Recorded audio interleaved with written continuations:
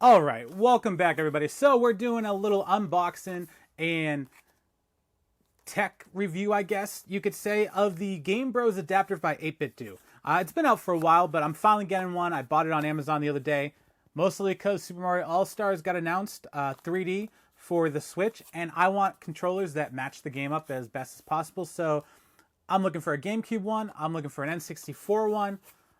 Obviously, with the Wii, that's a little bit different. So that one I may go with like a Pro controller or something. But I'm also looking for one that allows me to remap the buttons. And for that, the Switch needs to recognize this as a Pro controller. I have the GameCube one, or had the GameCube one. Don't know where it went. But that one does 4 controllers at once, and apparently Nintendo says it's not going to be compatible with the Sunshine, and it doesn't get recognized as a Game Pro, so you can't map the buttons that the software has. So I'm hoping that this is it. So let's do a quick unboxing and see what we got. So, I mean, it's a light little device. We have a manual, the smallest USB cord I've ever had, and this.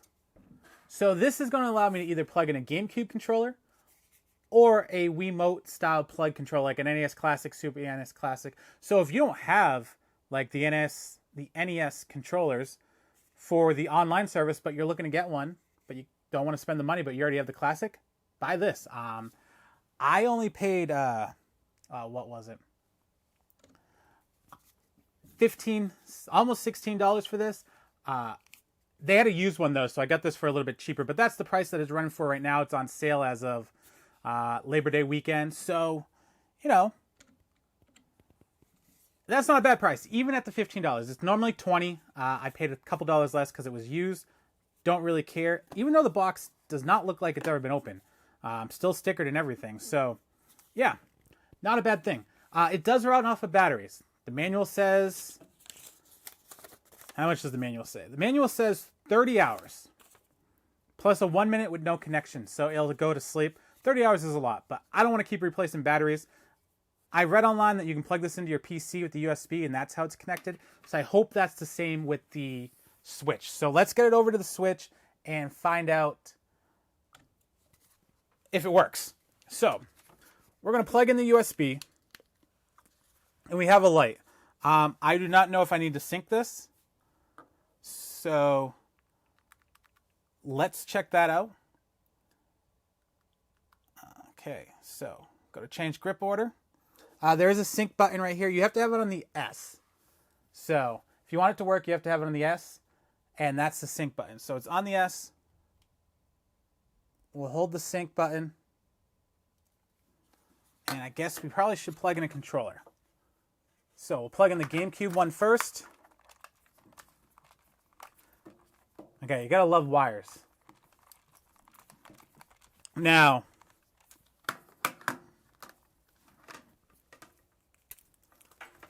just plug it into the side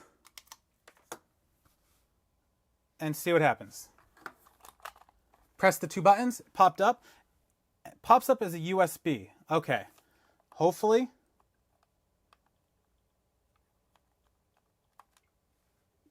That doesn't mean it's not a Pro controller. So we go to the settings. Oh, and now it shows it as a Pro controller. So that is awesome.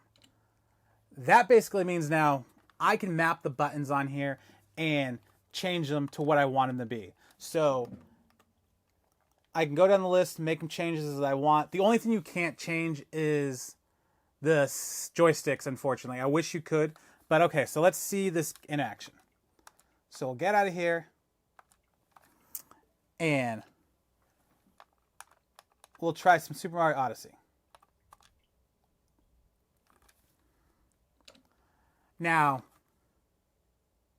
it is missing one button for the Pro controller for the Switch. The GameCube doesn't have the extra left button, but with the ability to remap, that makes a big deal. So I can just put it at something else. The D-pad I can use, or put, you know, one button on the D-pad that's barely ever used and make one of the more functional buttons as that. So, no, I do not want to play in VR.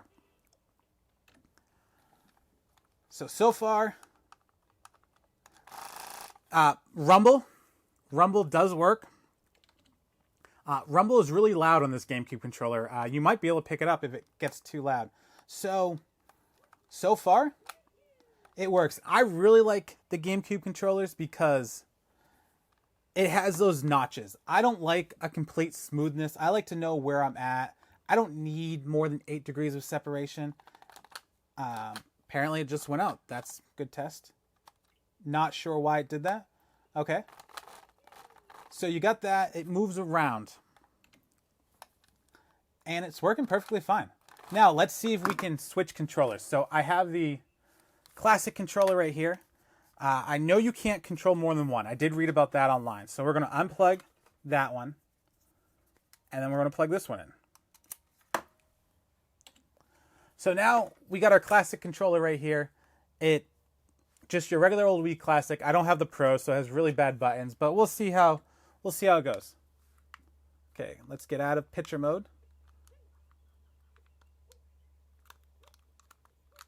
I mean, everything seems to be working fine. Joystick's good. You can do your long jump, pound. I mean, so far, it's working good. I mean, it's doing exactly what I want to do. I can control the buttons. So far, $15, this is the way to go. For me, I do have other things coming in that I want to try, see which one's the best way to go. But for my GameCube controller, that is awesome. Let's see if I can switch with this. We don't need to unravel it for that, right? Okay, so it's plugged in.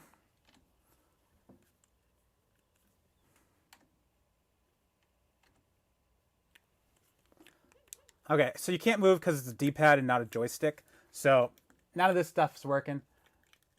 The snap works, that's about it. But I can do that. I can jump, change camera angle. So it does work. The one thing I do like about it is I was able to hot switch. So I was able to unplug things without unsyncing. And I don't need a battery. Now, the one thing is the home button. The home button's right there. That's a little downer. You have the snap button right here. But with the longer USB cord, I can bring the controller close to me if I have to get up. Or you can just keep your Joy-Con right next to you. So it's not really a big deal. Yeah. So you don't need batteries. You can actually plug it in. It does recognize as a Pro controller. So you get to adjust all the buttons, remap them. So I don't see why I can't use this for Sunshine. I can't wait to use my GameCube controller. I'm glad I can use my NES controllers with this too. So I'm going to have to give it a thumbs up. I don't see any downsides to it. Yeah. All positives for me. I can remap the buttons. It runs as a Pro controller. Nothing's wrong there. So, yeah. That's pretty good. I mean, I guess they could have gave us a longer cable. But I like to have pros and cons when I review stuff. I would say for $15, $20, not a bad price. I wish the batteries lasted longer, or they gave you a longer cord. But who doesn't have a longer USB cord hanging around, especially micro nowadays? Yeah, that's it. All right, everybody, if you enjoyed the video, like, subscribe, thumbs up. I'm going to be doing some more adapters over the next week or so to find the best ones, N64, other GameCube ones, and go from there. So thanks for watching, and I'll catch you next time.